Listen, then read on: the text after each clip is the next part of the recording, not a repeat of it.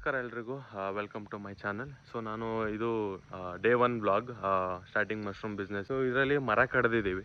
ಮರ ಕಡ್ದು ಏನಕ್ಕೆ ಅಂದರೆ ಬೆಡ್ ಮಾಡಬೇಕು ನಾನು. ಸೊ ಆಯಿಸ್ಟರ್ ಮತ್ತು ಬಟನ್ ಬೆಳಿತಿರೋದು ನಾನು. ಸೊ ಫಸ್ಟ್ ಆಯಿಸ್ಟರ್ ಬೆಳೆದು ಆಮೇಲೆ ಬಟನ್ ಬೆಳೆಯೋಣ ಅಂತ ಅಂದ್ಕೊಂಡಿದ್ದೀನಿ ಸದ್ಯಕ್ಕೀಗ.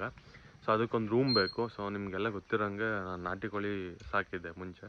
ಸೊ ಅದೇ ರೂಮಲ್ಲಿ ನಾನು ಮಾಡೋಕ್ಕೆ ಹೋಗ್ತಿದ್ದೀನಿ. ಸೊ ಫಸ್ಟು ದೆಬ್ಬೆ ತಂದು ನೋಡಿ ಇಲ್ಲೆಲ್ಲ ಸಿಕ್ಕೊಂಡಿದ್ದೀನಿ. ಸೊ ಸಿಕ್ಕಂಡು ಆಗಿದೆ. ಸೊ ಆಮೇಲೆ ಅದನ್ನು ಕ್ಲೀನಾಗಿ ಬೆಡ್ ಥರನೂ ಕಟ್ಟಬೇಕು. ಸೊ ನಾವು ಆಯಿಸ್ಟರ್ ಬೆಳೆಯೋಕ್ಕೆ ಏನಿಲ್ಲ ಅಂದರೂ ಒಂದು 2 ರೂಮ್ ಬೇಕು. ಒಂದು ಡಾರ್ಕ್ ರೂಮ್ ಮತ್ತು ಒಂದು ಲೈಟ್ ರೂಮು. ಸೊ ಬನ್ನಿ ಇವಾಗ ಲೈಟ್ ರೂಮ್ಗೆ ಹೋಗ್ತಿದ್ದೀವಿ. ಡಾರ್ಕ್ ರೂಮ್ ಬೇರೆ ಕಡೆ ಪ್ಲ್ಯಾನ್ ಮಾಡಿದ್ದೀನಿ, ಅದನ್ನು ಹೋಗ್ತಾ ಅಪ್ಡೇಟ್ ಮಾಡ್ತೀನಿ ನಿಮಗೆ. ಸೊ ನೋಡಿ, ಇದೇ ರೂಮು. ಇಲ್ಲಿ ಒಂದು ಗೋಡೆ ಇತ್ತು, ಇಲ್ಲೆಲ್ಲ ಟಾರ್ಪಲ್ ಇಕ್ಕಿದ್ವಿ, ಎಲ್ಲ ನೆನ್ನೆ ಕ್ಲೀನ್ ಮಾಡಿಸಿದ್ವಿ. ಆ್ಯಕ್ಚುಲಿ ಇದು ಡೇ 2 ಕೆಲಸ ಆಗೋಗ್ಬಿಟ್ಟಿದೆ ಆಲ್ರೆಡಿ. ಸೊ ನೀವೇನು ಇನ್ಸ್ಟಾಗ್ರಾಮ್ ನೋಡಿದರೆ ಗೊತ್ತಿರುತ್ತೆ.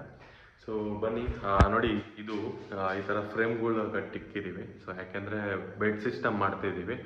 ಸೊ ನನಗೆ ಆಯಿಸ್ಟರ್ ಬೆಳೆದಿದ್ದಾದಮೇಲೆ ಅದನ್ನು ಬೇರೆ ಕಡೆಗೆ ಶಿಫ್ಟ್ ಮಾಡಿದ್ರೆ ಸೊ ನಾನು ದಾರದಲ್ಲಿ ಅಥವಾ ಹಿಂಗೆ ಹ್ಯಾಂಗಿಂಗಲ್ಲಿ ಬಿಡ್ಬೋದು. ಸೊ ಅದೊಂದು ಆಪ್ಷನ್ ಇದೆ ನನಗೆ, ಆಯಿಸ್ಟರ್ ಏನೋ ಸಕ್ಸಸ್ ಆದರೆ. ಆಮೇಲೆ ಬಟನ್ಗೆ ಬೆಡ್ ಸಿಸ್ಟಮ್ ಮಾಡೋಣ ಅಂತ ನನಗಿಷ್ಟ. ಸೊ ಹಂಗಾಗಿ ನಾನು ಮುಂಚೆನೇ ಬೆಡ್ ಪ್ರಿಪೇರ್ ಮಾಡಿ ಇಟ್ಕೊಂಡಿರ್ತೀನಿ ರೂಮಲ್ಲಿ. ಸೊ ಜಸ್ಟ್ ಒಂದು AC ಹಾಕಿಬಿಟ್ರೆ ಸಾಕು. ಹ್ಯುಮಿಡಿಟಿ ಕಂಟ್ರೋಲರು ಕೂಡ ಸೊ ನಾನು ಪ್ಲ್ಯಾನ್ ಮಾಡ್ತಿದ್ದೀನಿ. ಸೊ ಅದು ಮಾಡೋದು ಮಿಡಿಫೈಯರು. ಸೊ ಆ್ಯಕ್ಚುಲಿ ಅದು ದುಡ್ಡು ಕಾಸ್ಟ್ ಜಾಸ್ತಿ ಇದೆ. ಸೊ ನಾನು ಅಸಲಿ ಜುಗಾಡ್ ಮಾಡಿ ಕಡಿಮೆ ರೇಟಿಗೆ, ಅರ್ಧ ರೇಟಿಗೆ ಆಗಂಗೆ ನಾನು ಏನೋ ಒಂದು ಮಾಡ್ತೀನಿ.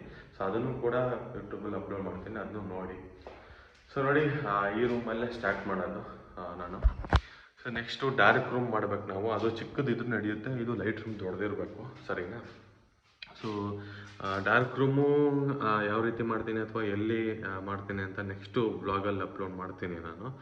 ಸೊ ಸದ್ಯಕ್ಕೆ ನಮಗೆ ನಾನು ಚೂಸ್ ಮಾಡಿರೋದು ಇವಾಗ ಸ್ಟೀಮಿಂಗ್ ಮೆಥಡು. ಅಂದರೆ ಈಗ ಹಾಟ್ ವಾಟರಲ್ಲೂ ಕಾಯಿಸ್ಬಿಟ್ಟು ಅಂದರೆ ಕಾಂಪೋಸ್ಟ್ ಪ್ರಿಪ್ರೇಷನ್ ಮಾಡ್ತಾರಲ್ಲ ಫಸ್ಟು. ಸೊ ಅದಕ್ಕೆ ನಾನು ಸ್ಟೀಮ್ ಮೆಥಡ್ನ ಚೂಸ್ ಮಾಡಿದ್ದೀನಿ.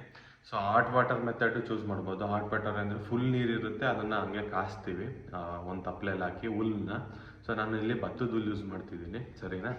ಸೊ ಅದಾದಮೇಲೆ ಈಗ ಸ್ಟೀಮಿಂಗ್ ಮೆಥಡಿಗೆ ಬರೋಣ. ಸೊ ಅದೇನಿಲ್ಲ, ಸುಮ್ಮನೆ ಇಟ್ಬಿಟ್ಟು ಕೆಳಗೆ ಫುಲ್ ನೀರು ಕಡಿಮೆ ಇರುತ್ತೆ, ಬರೀ ಸ್ಟೀಮಲ್ಲೇ ಬೇಯ್ತಿರುತ್ತೆ ಅದು ಹುಲ್ಲು. ಅಂದರೆ ಯಾಕೆ ಅಂದರೆ ಅದರಲ್ಲಿರೋ ಬ್ಯಾಕ್ಟೀರಿಯಾ ಸಾಯಲಿ ಅಂತ. ಸೊ ಯಾಕೆಂದರೆ ನಮ್ಮ ಮಶ್ರೂಮ್ಗೆ ಆ ಬ್ಯಾಕ್ಟೀರಿಯಾ ಅಟ್ಯಾಕ್ ಆಗ್ದಲೇ ಇರಲಿ ಅಂತ ಒಂದೇ ಕಾರಣಕ್ಕೋಸ್ಕರ ನಾವು ಅದನ್ನ ಈ ಥರ ಹಾಟ್ ಮೆಥಡ್ ಆಗಲಿ ಅಥವಾ ಇದು ಸ್ಟೀಮ್ ಮೆಥಡ್ ಆಗಲಿ, ಹಾಟ್ ವಾಟರ್ ಈ ಥರ ಎಲ್ಲ ಮಾಡ್ಕೊಂಡು ಹೋಗೋದು. ಕೆಮಿಕಲ್ ಮೆಥಡ್ ಕೂಡ ಇದೆ. ಸೊ ಅದೇನಾದರೂ ನಾವು ಬಳಸಿದ್ರೆ ಸೊ ಅದು ಇನ್ಆರ್ಗ್ಯಾನಿಕ್ ಆಗುತ್ತೆ. ಸೊ ಯಾಕಂದರೆ ಮಾರ್ಕೆಟಲ್ಲಿ ಪುಷ್ ಮಾಡೋ ಸಖತ್ ಕಷ್ಟ ಆಗುತ್ತೆ.